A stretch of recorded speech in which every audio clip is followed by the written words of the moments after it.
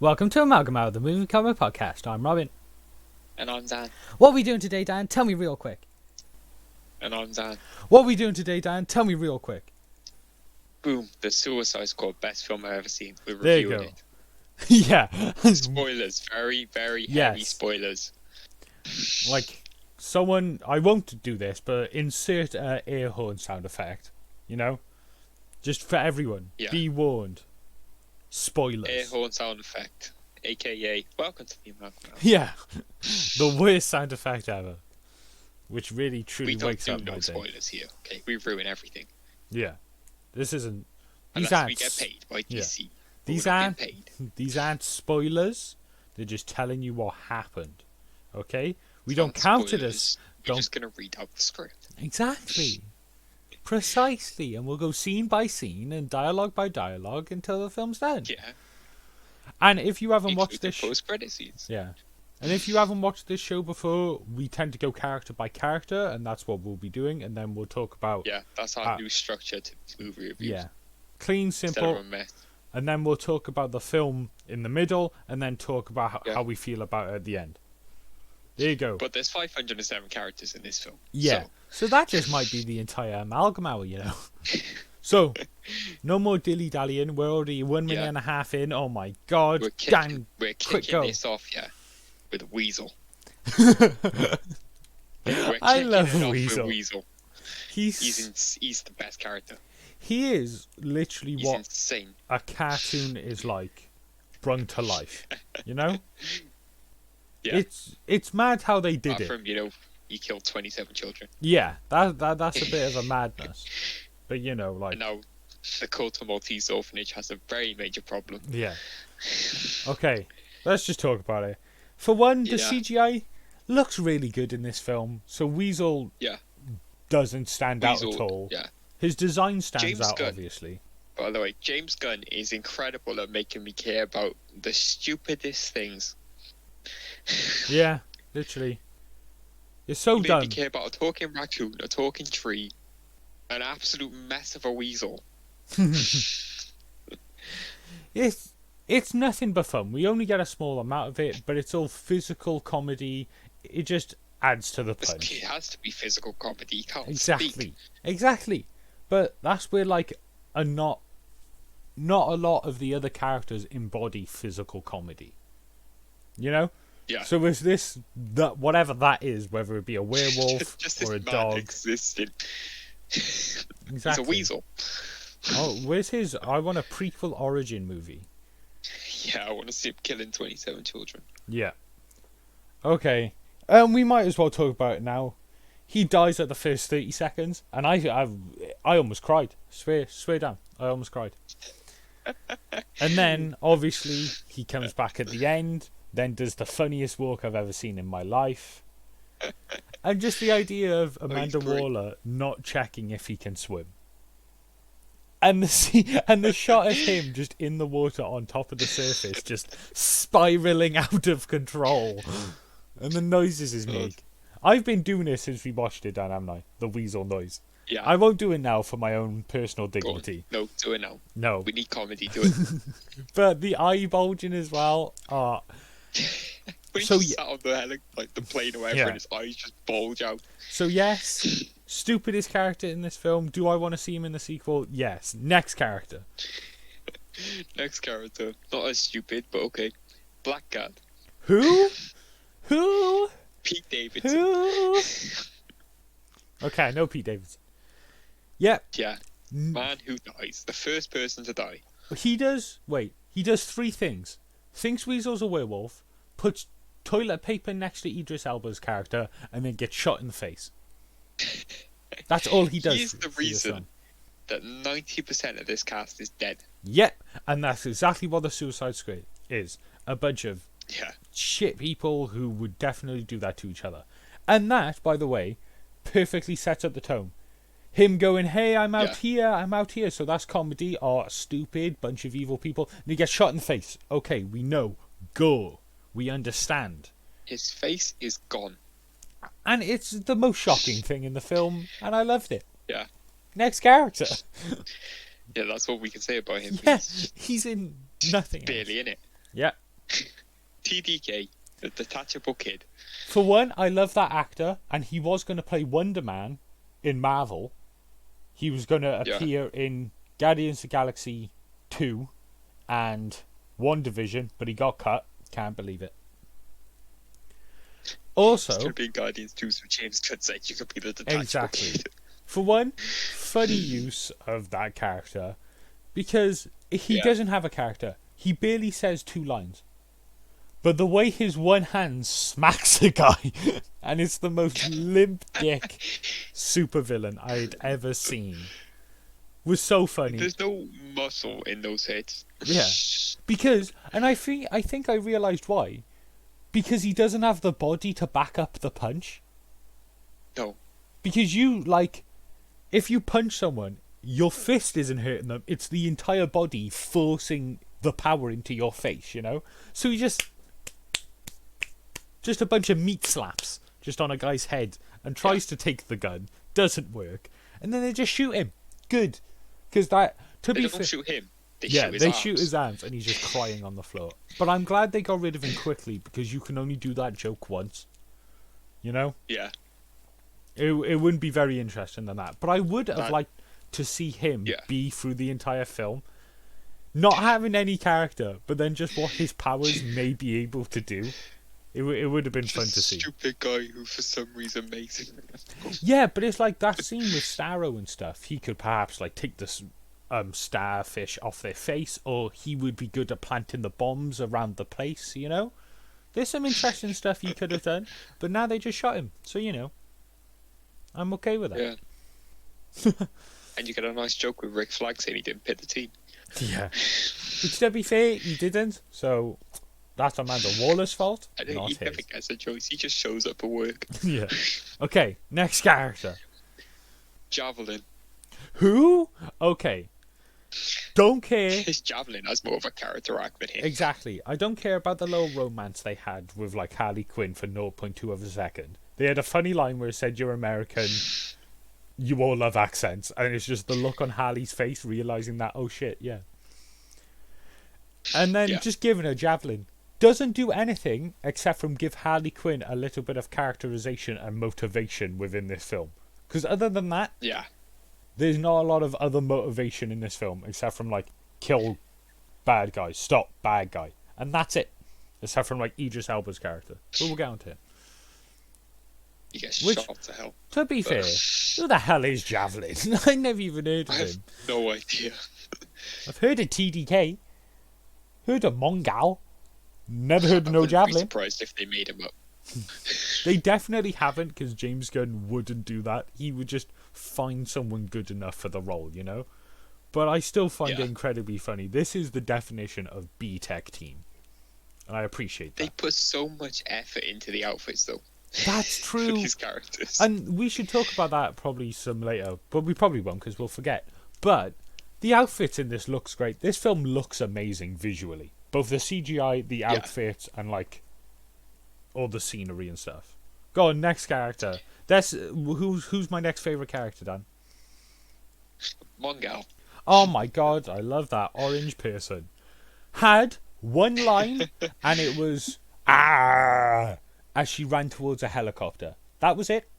Didn't say anything else. She had one line, and just Rick Flag, I'll take down the helicopter, and him saying, "No, don't do it." Yeah, no, don't. Doesn't listen, and then grabs a helicopter and somehow moves it just by grabbing it. I'm guessing it's because the force she kicked off of the ground, she then grabbed on it, but she was still moving the velocity she was going, and it just caused it to spin out of control. And because there's nothing to that character, let's talk about the next character who just so happened to die via that helicopter. Boomerang.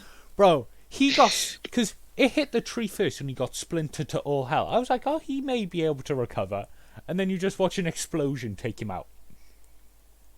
Yeah. And I didn't mind. Never cared for that character in the comics. Didn't care about him in Suicide Squad at all. He did one thing, which was kill a couple of guys by cleaving their heads off. But fun to think about, fun to visualize. But you talked about this more the other day. The shock that came from it, and just because I just assumed he wasn't gonna die. You know? Captain Boomerang's on that list of people that they've never killed off in a Suicide Squad. Yeah. In the comics, He's on that list of untouchables. Yeah. Him, Harley Quinn, Deadshot. That's it. Those are the untouchables. Yeah. And then because we're not having a Deadshot, and they didn't, because imagine if Deadshot wasn't this, and he was one of the people who died at the beginning. They brung in Will Smith for 2 days of shooting and then killed him instantly. That would have been even funnier. They've told us they're planning sort of a Deadshot film, and then you should bring him in this and kill him off. That would have been even funnier. You know, because it's Will Smith as an actor. That's like, oh my god! That's like bringing, that's like bringing in Tom Hanks for a role and then killing him within the first 30 seconds. You know? Yeah. It's just like, boom, here you go. Funny as hell. And that's it. It's shocking. And he had one of the most gruesome deaths as well. Yeah, bro, you got splintered to all hell. And my face through most of this film was like shriveling up inside. But like you said, this is shocking, and it also sets up the thing of anyone could die. I don't care. And that's not me saying it. Yeah. That's James Gunn saying it. Next tragic character to die. Harley Quinn. Yeah, pretty much. And Peacemaker, technically. The man who blew his head up. Savant. Nobody cares about Peacemaker. Yeah. Savant, I wanted to live so badly. Yeah. You see, the shock in his face. Bro, and I totally understand. And is it Michael Rooker? Yeah. He nails it. Because obviously it makes you think he's going to be the main character. Instantly, the biggest scream and face of horror I'd ever seen. Yeah. And then he just runs into the ocean. Like Deadshot got in the first film. Yeah, and that's Will Smith, who, for the entire film. And then this is just Michael Rooker just bouncing a ball, killing a bird, and then screamed. And then I wanted him to turn around so badly. During the cinema, my fist was in the air. I was just like, come on. Nope, Amanda Waller does not care. Which, I discussed with you, I don't want to see people getting their head blown up anymore. I've seen it in so many Suicide Squad books, seen it in both of the movies now. But what I've realised is it does set up Amanda Waller's arc of becoming even more evil as it goes on, sort of thing. Yeah. She's always evil. She didn't kill anyone in the first one. Yeah, it was Rick Flag. But this definitely sets up the character arc of, like, she's just getting worse and worse. Sort of thing, until the point where she has to be stopped. And this sets it up, which I kind of like. And then a big pecks at his neck. So, you know, irony. Speaking of Amanda Waller, I'm going to just move on to her now. Yeah, considering she's not in it much. I love how evil she is, and the actress, can't Viola remember Davis her name. did a great job in this film. She is good in both of them. She's probably the best part in both of them, in my opinion. Because she's perfect for the role. And her... You can see in this one more hesitation in killing.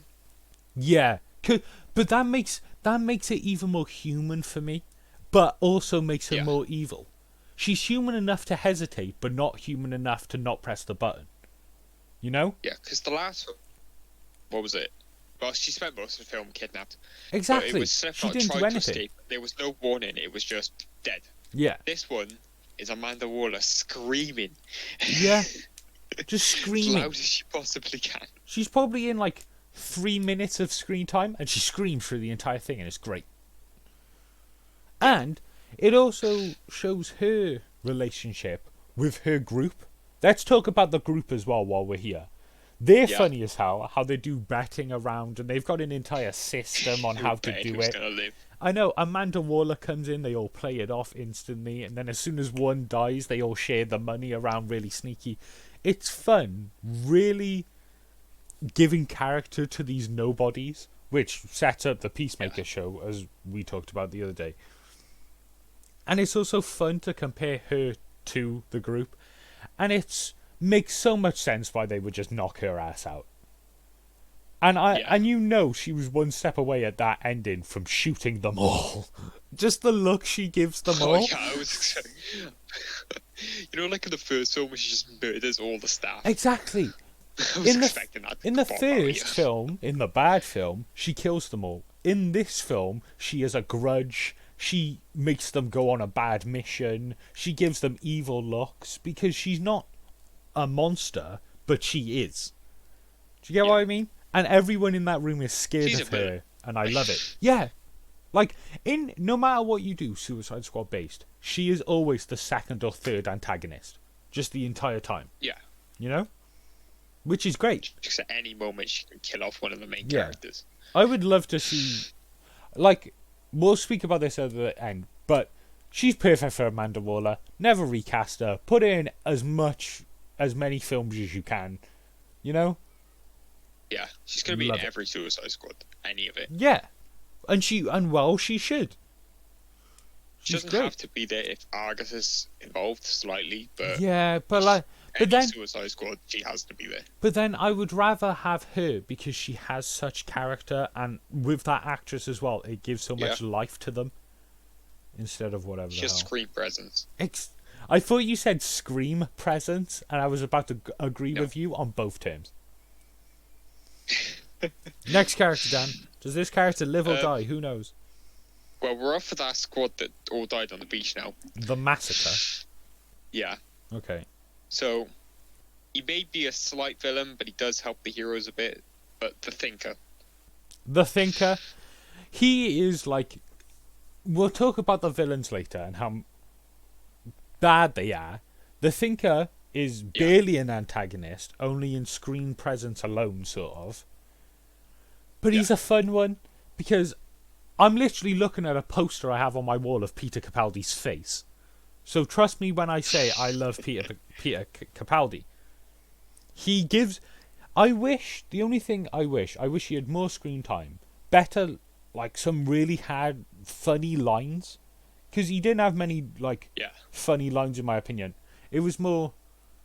And I know from Doctor Who that he can give one hell of a speech, which he does do at one point. Do you know when he goes off about America and how it was America's fault and no one cared, so they bring it over to here?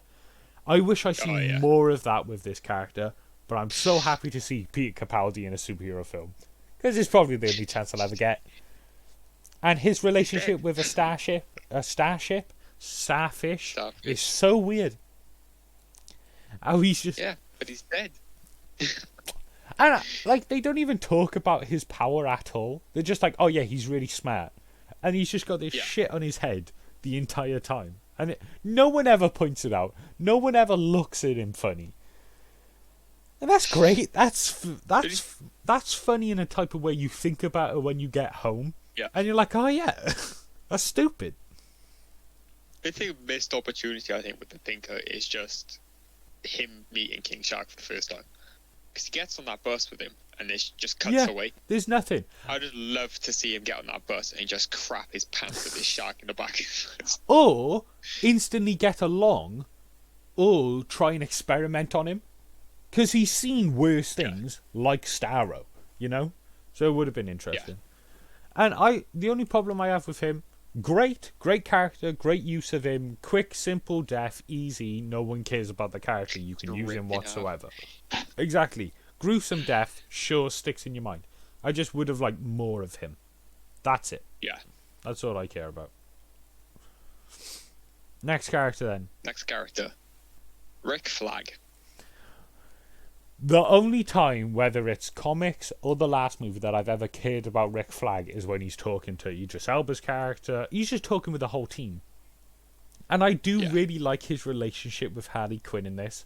Clearly they've been on missions in the past. Like those looks and they clearly built a friendship in between the last two films. And I really appreciate it's not romantic. It's just platonic just friends. Because their awkward hug, the fact that his face kind of lights up when he sees Harley Quinn is not kidnapped, and that funny dialogue of she's not there after this entire plan, which you should have cut down that scene, but the longer it goes on is funnier. The fact that we're spending this entire time with them making a plan, and then it just gets derailed automatically. Yeah, just cut to Harley Quinn doing an epic escape, and then her showing up behind them. Yeah. And never really liked this actor, whether it was in the first one or the only other film I've seen him in, which is RoboCop, because I've never seen him bring much of a screen presence. But this is the funniest I've ever seen him. He's great in this. Yeah, just the few lines he did says. say the actor has never done comedy. Yeah, and you can see that because clearly he doesn't have the most jokes. He's not hasn't got the best comedic performance, but he's still funny as hell. Whether it's him complaining about the squad, whether him telling people he didn't make the squad, trying to explain the squad to people, it's all funny. Saying Weasel killed 27 children. Yeah. And by the way, they do the same joke twice, I've just realised. What? A long build-up to save someone from capture, they do both with the character of Rick Flag and Harley Quinn. Yeah, because they do that epic save for Rick Flag and then he's just fine. Yeah, but at least with the Rick Flag, when you get 100 people get massacred in one row. It's that first guy you see King Shark sneaking up behind. Yeah, which it's subtle enough to where I bet some people missed it. Just his head going over the bushes. I missed it until I saw you next to me. Laughing, and then I noticed the shark head in the back. Because if you just look between two bushes and the guy, you just see a shark just bobbing along, just like. Oh god, we'll talk about King Shark later. But other than his lines of dialogue, like he doesn't have a motivation in this film like he did in the last one because he loved Enchantress or whatever. Who cares? Yeah, but that was crap. Yeah. This one, he's just the leader. I think he's great in that role. Yeah, he's the leader. And he does help a lot, and he is funny. Yeah. But that's all he is. He's just another character to be there that we know of. So let's talk about his death. There is a subtle friendship, I think, between him and Bloodsport, because I'm pretty sure they at some point they've worked together. Yeah. And it's like they kind of care about each other and stuff. And that's why Bloodsport and Harley Quinn were sort of sad about his death. Yeah. So. But speaking of his death. Yeah. So this is also another character you never expect to die. And what did they do in the finale? Kill him in, for one of the most brutal fights I've ever seen in a superhero movie. Because the superhero fights are either really big and bombastic, like Thor versus the Hulk, or they're really, I don't know how to put it, like James Bondy sort of really... Yeah, they're like brutal, but they're held back brutal. Yeah, like Captain America and Winter Soldier, where it's really planned and is beautiful to watch, but then there's not a lot. Messy. Yeah, this is how actual people fight, where it's like, oh, I'm over here, I accidentally dodged, I accidentally squirmed. They are two tanks. Yeah. John Cena, biggest man I've ever seen in my life. Rick Flag still holds his own, and those two just throw each other, and it's for a good purpose. Which, to be fair... You understand both perspectives of the fight before it kicks off. Because the entire thing is based around Peacemaker wanting peace and no matter what, and his love for America. Okay, his motivation's set up. The only part I would have liked to see is either Rick Flag argue with him more, or Rick Flag be more humanized to make the turn more realistic, that he wants to show everyone what's on this disc, etc., etc. Because, I get why he wants to do it, because... Yeah, but the thing is, the shot of all the test subjects is no more brutal than what Rick Flag has done to people. You know? Yeah. Like, one person's chopped in half. Oh, well, he blew up a guy's head in the last one. You know? Yeah, well, it is what it is. That guy was a criminal. Yeah, but it's also like... I would have liked more of a motivation for Rick Flag. But that fight, I get it, and I love it. That fight stressed me out because I was watching it, and I thought, Rick Flag never dies, and Peacemaker's getting his own show. Yeah, What's going to happen? These two are about to kill each other. And you know from the fight scene alone, either someone's going to come in and take out Peacemaker for Rick Flag, or one of them has to die. Because none of them are going to stop here. Because if Rick Flag... The only thing that would have happened is Rick Flag knocked out Peacemaker. Yeah, but it's like... For one, that's like physically had to do, and for two, no offense, Peacemaker's enough of a tank to where he would be instantly back, sort of thing. Do you get what I mean? Yeah. And then even then, he would probably be caught in the explosion and the crashing and stuff. So there's only a slight chance that like he makes it at all. You know, if he knocked him out then. So it's like, if Rig Flag stopped, Peacemaker would still probably kill him. You know? Yeah. And Peacemaker won't stop. So their fight scene is brutal. I don't know why Peacemaker instantly went for the kill. I like that. When he was on top of him, killing him, I get why, boom, kill shot. Yeah. I get that, because like, we've when watched... the things come down, he could have just easily grabbed the thing, knocked him out, and then carried on with his day. Because I like that, because throughout this entire film, all we've seen him do is kill. He doesn't take anyone out, like, without force, or... For him, it's never a kill shot. No, it's always a kill shot. It's always a kill shot. Yeah. So I like that. And I do like the hesitation as well before fighting Rig Flag. Yeah, like he does try to Because it is persuade like, him. he like says, I'm willing to take him out, but I kill even someone like a hero like you, because he respects him. Yeah, which gives him like human like qualities while still making him a villain. So it's clear why he's a villain. And it's like, it's just an interesting thing.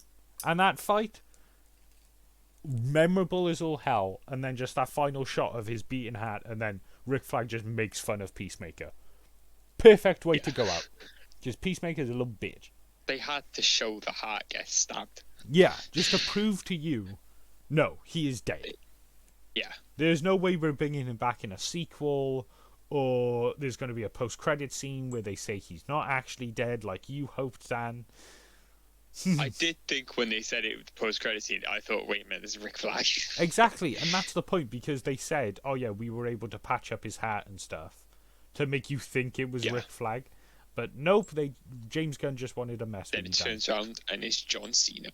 Not Peacemaker, it's John Cena. While we're on this discussion, we should probably talk about him, because he goes out in a scene very close to that one. John Cena is so funny. Yeah. I don't like any of his comedic movies. Like the film where he's a fireman and cock blockers. God, some films are trash. But this, not all of his humour worked, like the entire Beach of Dicks. Still a fun line, but not as funny as... a bit... Yeah. That was to set up he'd do anything for... Yeah, which is funny, but like... And then, he's such a brick shit house of a man. Just putting him in tidy whities makes any scene laugh. Or funny, I should say. You know? King Shark was eating people and this man shows up in his underwear. Bro. And it's the most... He's so exaggerated and cartoony. It's just fun. That's what this film is at the end of the day. And we'll speak about it more at the end. But this film is a riot to watch. And John Cena's huge pecs doesn't take away from that, you know? Yeah. Because about Peacemaker, James Gunn wrote the Peacemaker role for Dave Bautista, Yeah. Which I'm glad it isn't Dave Bautista. Yeah. Because I don't find Dave Bautista that funny. I don't like him as... I don't think his comedic in Drax is good. Yeah, I think that's it works sometimes. Yeah, but it's not great. I liked it more in the first movie because that was new and fresh. But the more it carried on, the more, and the fact that I didn't care. But then these lines hit hard. They're funny, and I think he's the perfect person to play Peacemaker. I can't see Dave Bautista playing him now. I can't see The Rock playing him. I can't, you know. John Cena. It has to be John Cena. Because he's the most American man you'll ever see. He's what people exaggerate American men to be. You know? So he's perfect for it. That chin could snap necks. That suit is way too tight on him, though. And that is on purpose. And that's perfect. And it's great. Yeah. And the stupid toilet bowl that's on his head is amazing. And the fact that he will kill literally anyone. Like, he's like... I've got the only target in the building, and it's just a poor old woman doing the dishes or office work. She's just doing her job. Yeah, he's just like, I'm just gonna snipe her. because I can. It's the only person I can shoot in this moment. But he's funny. Yeah, he just wants to kill someone. And then his turn makes sense for the character, and it works well. And my favourite bit of acting I don't from hate him him for killing Red Flag because it is for the character. Yeah, and it makes sense. Like, and I don't truly love Rick Flag, so it's not like one of those things where it's like, oh my god, I can't believe you killed him. I felt so bad for him. Yeah. Like, I don't care. I was just getting to like him, but Yeah, which is really sad. But I totally get that. And what you call it? The best bit of acting in this film for me personally is when John Cena kills Rick Flag, and then he goes to stand up and sees Ratcatcher on the other side of a fence, watching him, and you see John Cena's face change into just this pure hatred, which you then see in his chase with Ratcatcher, if you get what I mean. Yeah. So, because throughout the entire film, we've just been seeing happy-go-lucky Peacemaker who's really motivated, and all he does is kill. Okay. Then we get to see angry, incredibly motivated Peacemaker. Do you get what I mean? When he's just is going to kill her. When he's got... no doubt. And I thought he still was gonna. You know? Yeah, I thought the gun was going to stay aiming at her, not at Bloodsport. Yeah. I'm like, you could have fired twice, but sure. And I'm so glad he gets... but Ratcatcher had to live. Yeah. We'll talk about it in a bit. And I'm so glad he got brought down a peg, both by Rick Flag's ending line and the fact that he gets taken out. Taken out, not dead. Yeah. We'll talk about that now. And their rivalry is so fun to watch. Idris Elba, the only way I know he's good at comedic lines is because he's the best part of Ghost Rider 2. Okay? Love him in that. Love him in this. Love him versing Peacemaker the entire time. Just the entire movie. Yeah. Like when Peacemaker shoots that one guy and he's like, it's not a kill shot, nobody likes to show off. Yeah. Then it's like the exploding bullets. And it's like...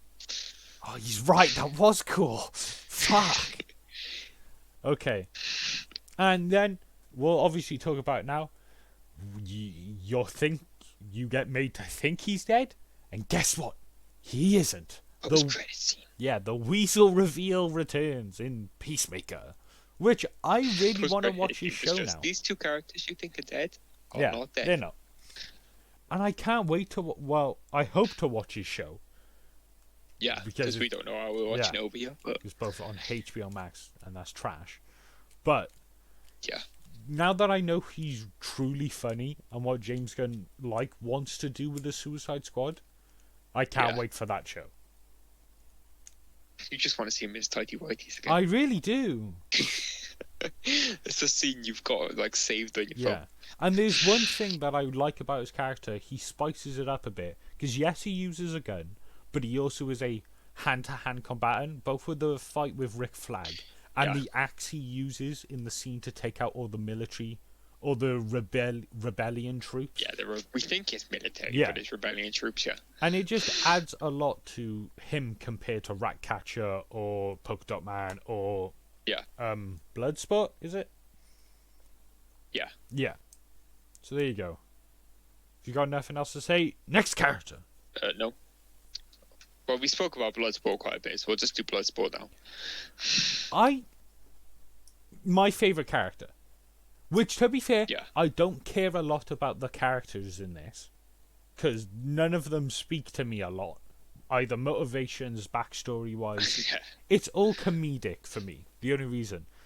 But also, I just love Idris Elba for one. His character design is cool. His weapons are cool. Yeah, that mask is the best. Yeah. Which is really funny that he takes it on and off constantly in this film. Because it's almost like it's making fun of the fact that Spider-Man and Iron Man and all those types never wear their masks. The mask off. Yeah. It's just like a constant thing he has. But his rivalry against Peacemaker, great. But let's start at the front of this film. How he wants nothing to do with Amanda Waller. And it's all because his daughter fucks up once. To almost get attention from him. Sort of thing. When she goes to prison, he's like, you should have a scout. Yeah. And their line of them just screaming fuck you at each other. Yeah, that's brilliant. Most relatable thing in this entire film. And Yeah. also, clearly this role could have been Deadshot. But Yeah. also, it's changed enough where it doesn't have to be. And that's even funnier to compare their relationship to Deadshot and his daughter's relationship. Yeah, but Deadshot's daughter was a terrible actor. I can't even remember that film. She said something about her mother's dating some other man. No, very badly. Whatever. Who cares? And this one, she's really going for it. Like you'd think she was actually speaking to her dad. Yeah, it's just funny as hell, and I appreciate every second of that scene. Okay, that's also because he's the leader of Group B. You know what I mean? Group A's pretty much dead, but he's the leader of Group B. You've got Rick Flag and Harley Quinn left, and technically Weasel. I will never forget you, Weasel. Yeah, but he was passed out on the beach. Yeah. And he's if the tide came in, he'd be dead. Yeah, he just drowned again. But yeah, and then obviously he has a semi-relationship with Ratcatcher, but again, it almost comes off as more platonic. Because yes, they have a couple of romantic glances at each other, but at the end of the day, I think it's more father-daughter. Maybe with those because glances. They don't kiss at all. You know, it's not like the film ends. Because I think he says at one point, like, "You remind me of my daughter" or something. Yeah. He does, and it's also, I like that there's not a romance in this film between Suicide Squad members. I would have loved to see Killer Croc and Weasel, but like, sure, there was Enchantress and Enchantress and Red Flag. Pretty much it, but. It's such a superhero cliche at this point to add a love interest side plot that I don't care about. It's always the worst part, though. Yeah, exactly. And it can be done right. Yeah, but and I love this platonic friendship everyone gets in this film because they go from not speaking at all to making fun of each other to becoming friends by the end. Especially Rick Flag, like Idris Elba's character, and Ratcatcher. Rick Flag builds friendships with everybody quite easily. Yeah. Which I'm glad because he's the nicest of the bunch. Yeah, he's the nicest. He's probably the most human, and he's also quite charismatic. Like the actor plays him off as that, which he was not in the first one. To be fair, first one he was just, "I'm gonna blow your head off." Exactly, no personality whatsoever. But he didn't agree with the plan in the first one, so I get it. Yeah, this one he's more on board.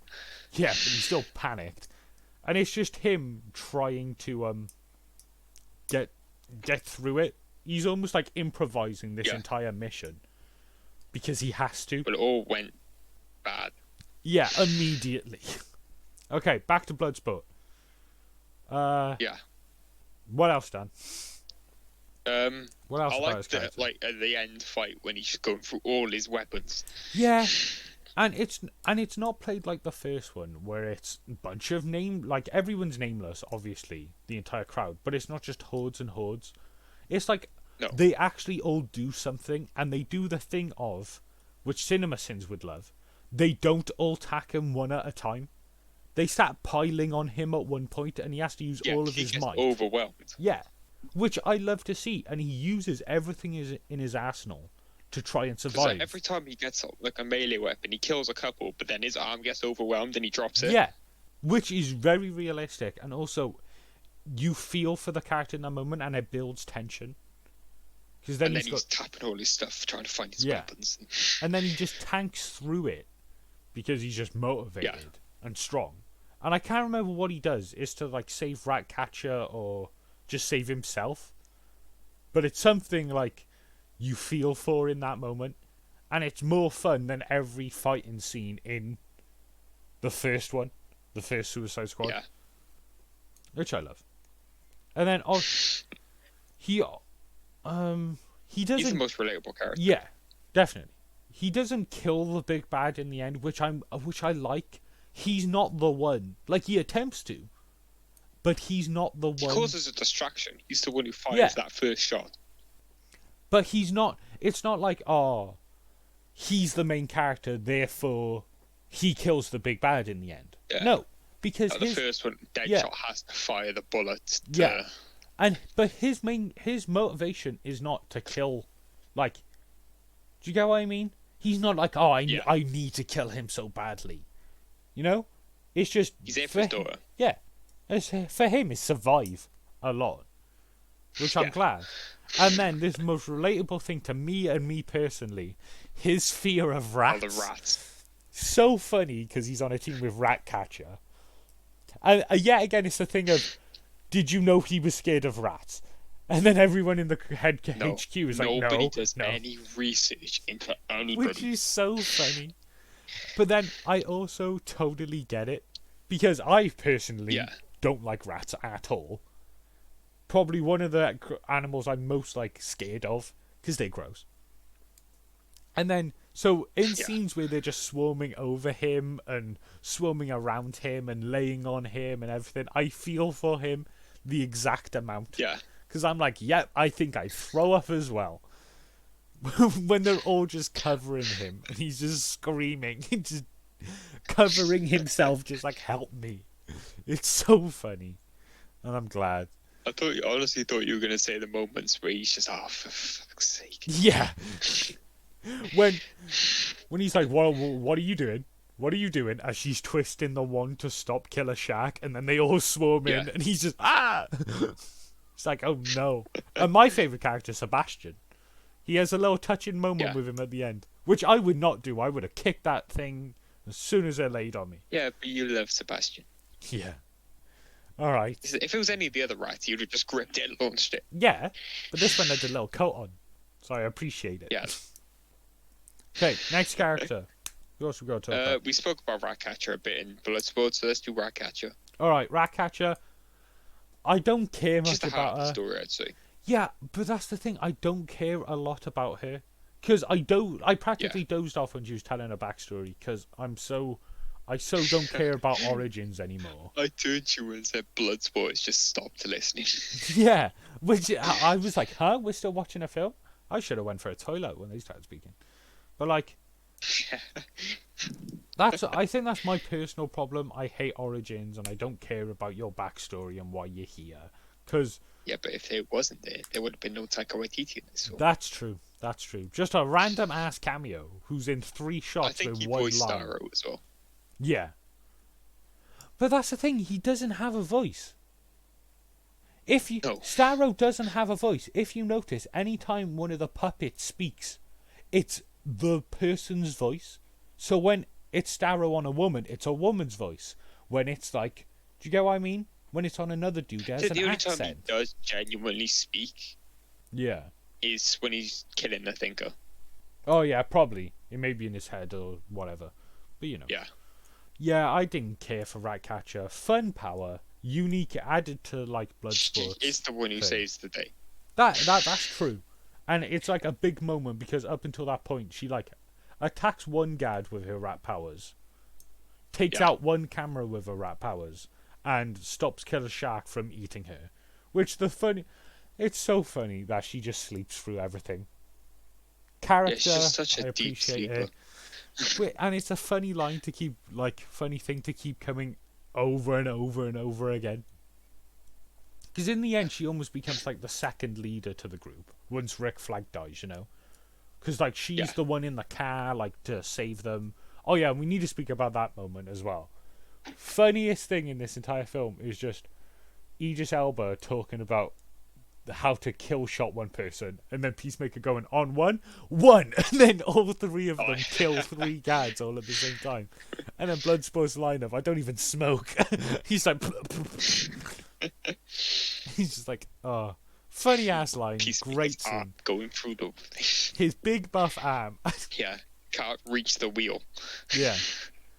And then he's just Peacemaker starfished in the back of the truck, just as the truck's spinning. Great scene, love it. Ratcatcher, don't care for. I care more about Sebastian.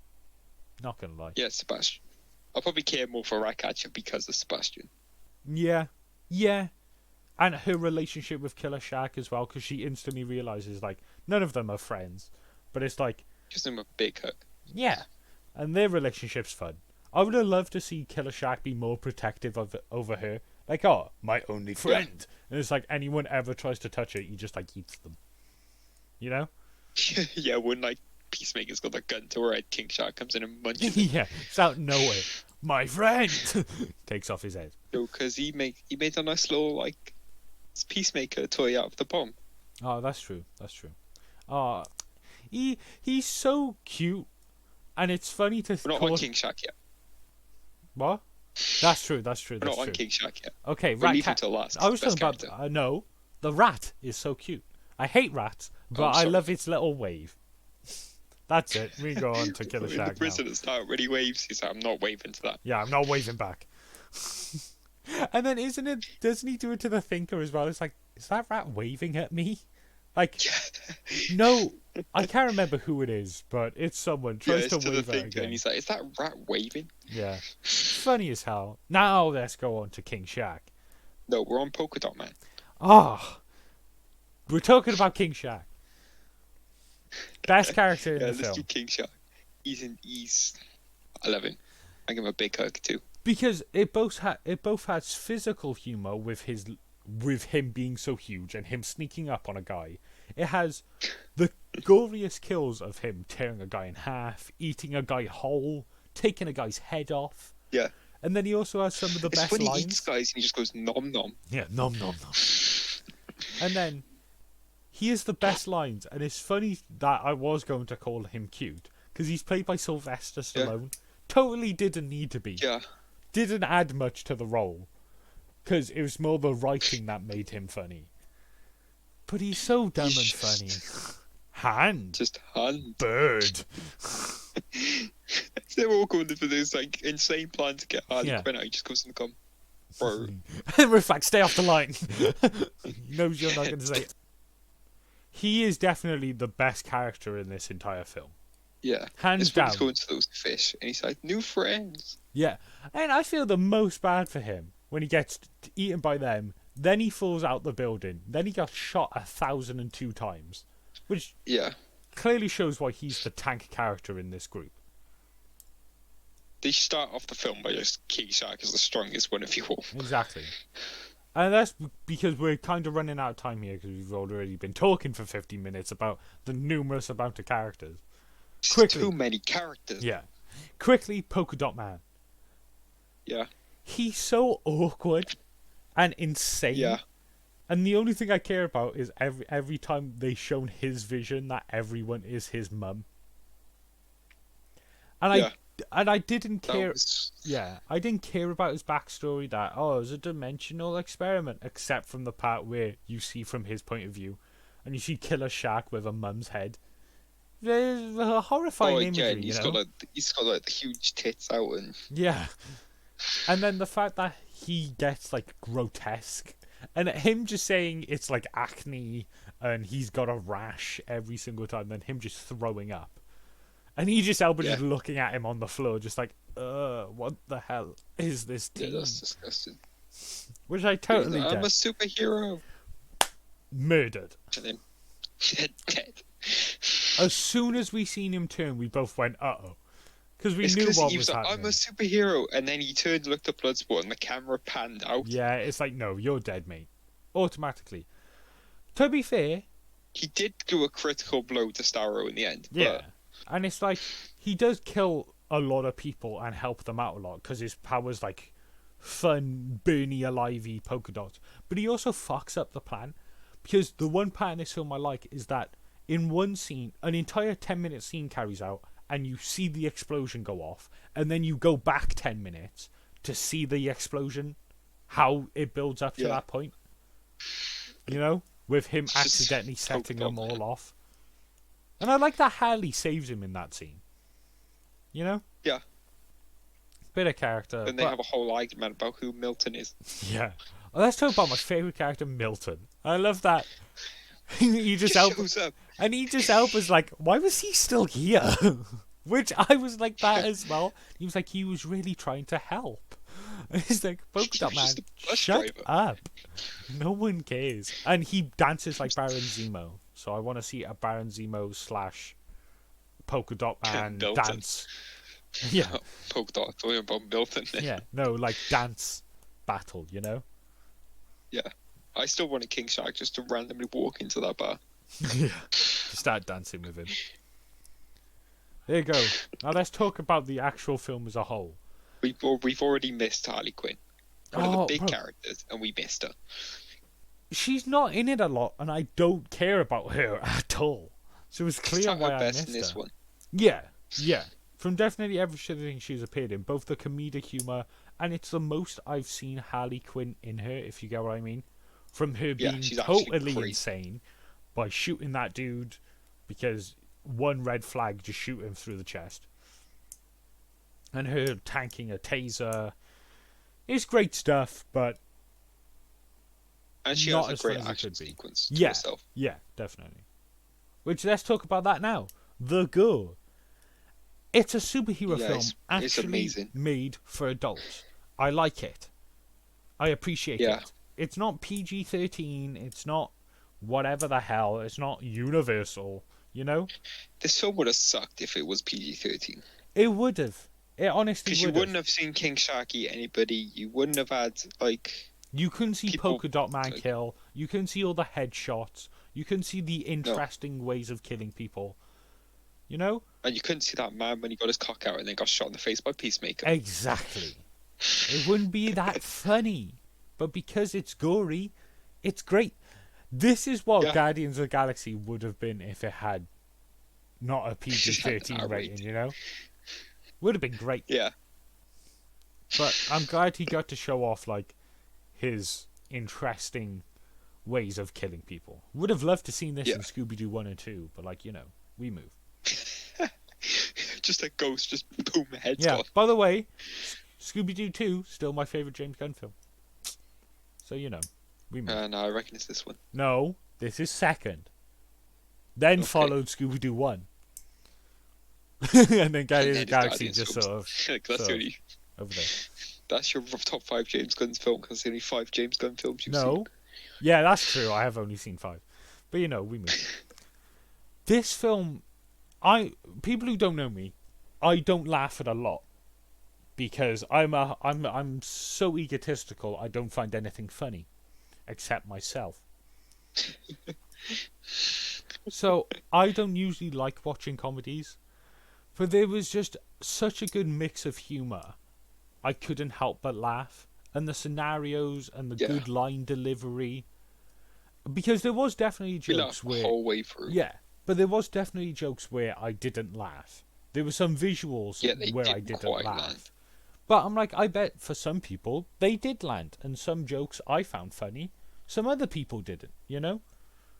This is definitely the best DCEU film.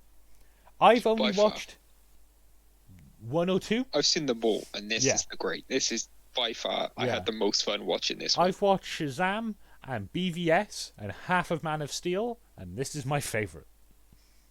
I was going to say, I've seen Suicide Squad 2016. Oh, yeah, I did see Suicide Squad. That's good enough. You've only seen the 2 worst ones. Yeah. But I'm so glad it is in this, and I hope they give him more sequels, because this film is great. Yeah. It's not revolutionary. It's not the best film in the world. It doesn't deserve 100%. Don't do what they did with Zack Snyder and let James Gunn take control of DC. They did that before, and you saw what happens. Let him do Suicide Squad. Yeah, let him take control of Suicide Squad forever. You know, do what they did, because I reckon if James Gunn wanted to do Guardians of the Galaxy 4, Disney would let him. You know? I feel like James Gunn's gonna leave there anyway. No, he does. He said Guardians of the Galaxy 3 is his last project on Marvel Studios. That's not Marvel telling him. That's James Gunn telling Marvel. That's because he can do Suicide Squad and blow people's heads off. And it's great. And I've heard some people say this is just like R-rated Thor Ragnarok because it's similar humour in that. But this is more because this is an actual comedy. You know, there's a comedy from the beginning to the end. Now let's talk about the parts we don't like, because we talked about all the characters and how great they are. There's a few parts in the middle I don't care for. It does slow down way up in the middle. Yeah, because you've had that great big beginning, like 20 minutes, starting off with that fight scene on the beach, then showing you all the characters and how they got there and all that stuff. And then you had the action sequence where like you all killed like the rebel group, and it's Exactly. all like action. And then Harley Quinn comes back, and they're like, "Whoa, slow up." yeah, and it's like Harley Quinn and the guy's romance thing. It's a fun build up for it automatically to end. Like it instantly stops. Yeah. Just out of the blue. Funny, but I found it Like, he boring. starts telling the plan. It's just boom. Yeah. And then, But then you've wound up so much. yeah. And it's also like the scene where they're talking about their origins and stuff I don't truly care for. Yeah. None of the villain like scenes I care for because we haven't talked about them. The villains all suck in this film. Except from Starro. Exactly. Starro I felt bad for. Yeah. Starro doesn't have much personality, but he doesn't have to. It's a kaiju at the end of the day, you know? He has one good line of... big starfish. Yeah. He has one good line of this, like, I just wanted to float in space, whatever. The most comic accurate villain I've ever seen in my life. Because he's just a huge starfish with an eye. But yeah, there's definitely a middle chunk. Probably from when they defeat the rebels to when they finally get to the building. You know? The huge building. It slows down there. It's done better in this one. Yeah. The first one. Yeah. The first one was all at the start, and then you're just so bored. Yeah. And then it's just everything at the end. Because there's still a good scenes like capturing the thinker, the three of them getting trapped. It's all fun. It's still all great. Like, but because if that scene was Harley Quinn was in the Suicide Squad, it would probably be good in that film. But because it's in this film where all of it's great and it's such at high speeds every time, you know? Yeah, it's just slowed back too much. Yeah, yeah. Most of it probably could have been cut out. Yeah, there's a couple of scenes where it definitely could. But the visuals... Apart from the fact that, like, this is the way that Harley Quinn survives that first fight. Yeah, yeah. And then it's also... some of the visuals that come with Harley Quinn is fun. Like her killing people and like the flowers coming out instead of blood, and her dialogue is still fun, and Margot Robbie is still great as Harley Quinn.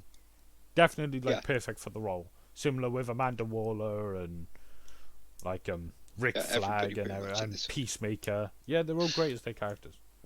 That is great. I'm glad everyone has found a role. DC's always been quite good at casting. They have. It's just what they do with that cast. What they've given the people isn't great, but the casting is great. Yeah. And then that that end fight scene is fun. I'm not a fan of kaiju films. I watched the ending of King Kong today and I did not care. But best bit was Bloodsport going like Nanome or whatever, King Shark, nom nom. Yeah. Just great that's the thing. I don't care about the end fight, but I care about the character stuff that happens within the fight. If you get what I mean. Yeah. The small character moments. That's what's more fun than everything else. You know? And and I think that's what this is.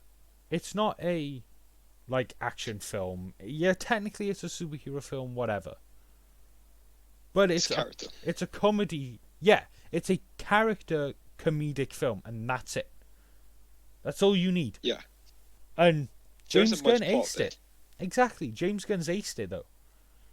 Yes, you could have done a Suicide Squad film where it's like James Bond, like heist and espionage and all that sort of stuff. But that's not what I'd want to watch, you know? No, you want to watch them go into these missions that people are going to die. Yeah. With it being fun, not sad at the end of the day. Yeah. And you've got a team that's useless. Yeah. So while we're on the topic... If this was a Justice League, no problem. Yeah, I guess. You got no film. Yeah. While we're on the topic, do you want to see a sequel? I know the answer. Yes. Of course you do. I'd love to see like a mini, like a Suicide Squad series. I really would, and I think it would do... Even like... If it takes place in between this one and the last one. Yeah. Like, you don't need to bring these guys in. You know? No. Like, you could bring in Most of these people were on their first mission.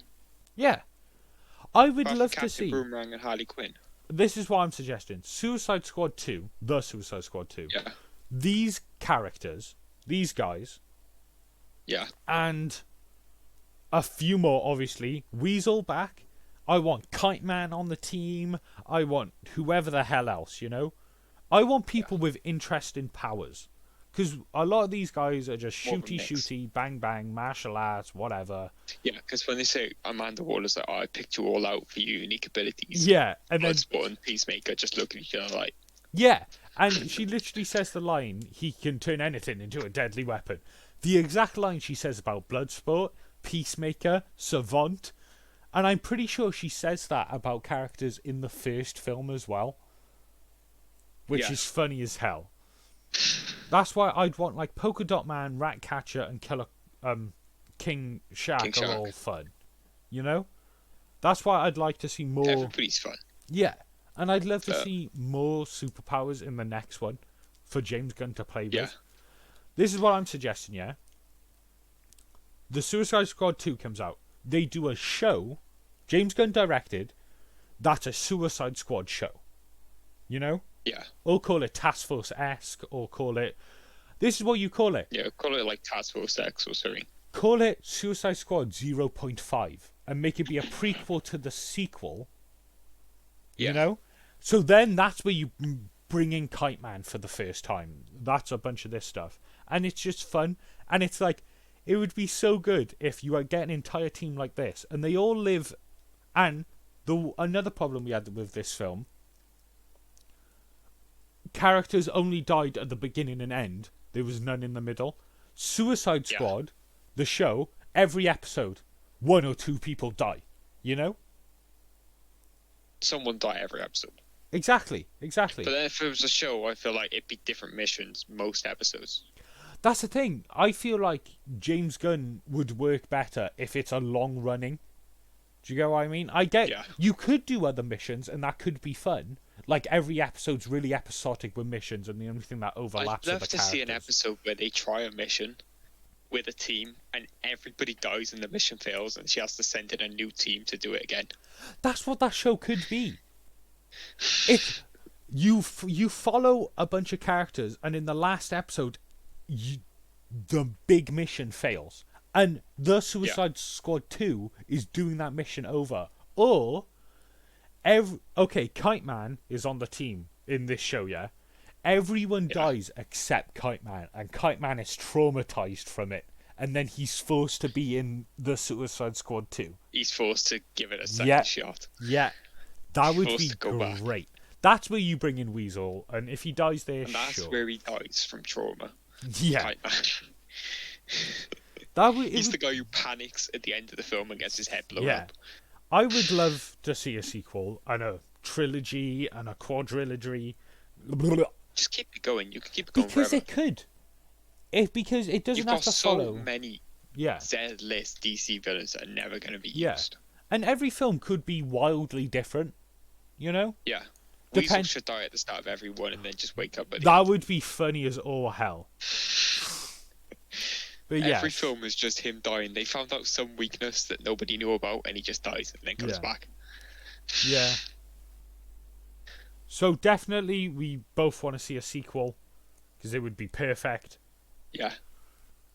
As this one is. And before we go, Dan, what's your rank for it?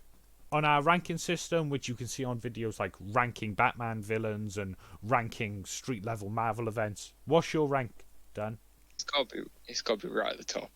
Yeah. So A plus, A. I can't remember which one's right at the top, B. but it's got to be there. It is A plus. You think it's so? You're seeing this as one of your favorite films now. Yeah. Fair enough. I'm thinking A or B, and the only reason I say B is because it's a comedy, and I don't typically like watching comedies over and over again. Yeah. That's it. I think that it's because it's deaths, the comedy, it can work over and over again. Yeah. And also like gore and stuff. Jokes. Yeah. Jokes tend to wear off. Yeah. But there you go. The best review you'll ever get out of us, DC. And that's a fact. Yeah, every other review we do is going to be absolutely rinsing your films. Can't wait to watch The Batman, which hopefully is good. Batgirl, Oh, Blue Beetle has been cast now, Dan. But you can't wait for that. Black Adam, Shazam 2. The only good review you're getting from us is Peacemaker Season 1. Yeah, boy! There you go, everyone. I hope you've enjoyed listening to us ramble about every character, every scene, everything wrong and right with this film. Yeah. And we'd love to hear your thoughts and opinions. Definitely go Last point, King Shark is sexy. Yeah, that is true. Last point. Last point, go and follow our Twitch, Instagram and Twitter to keep in contact with us and see when we post. Because we post regularly, hopefully. And thank you for listening.